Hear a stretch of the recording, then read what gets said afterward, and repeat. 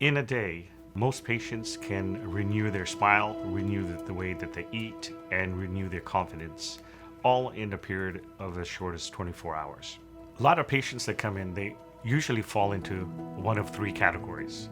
The first category is that they're very fearful and they've not been to the dentist for many, many years because of their high anxiety and high fear because they've had a bad experience.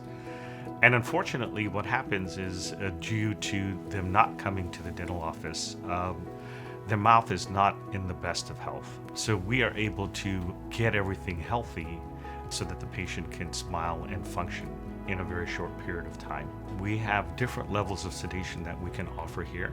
We can do something as very simple as nitrous oxide that just kind of helps relax them. We have IV sedation available for our most anxious and most fearful patients.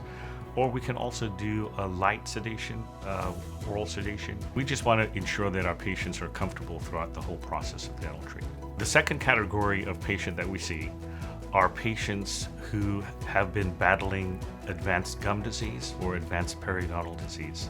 A lot of these patients, they have diligently sought out gum treatment, but the gum treatment is not quite working. So we see patients that have either loose teeth or that have very sensitive teeth, or they just can't chew because their teeth aren't strong enough now.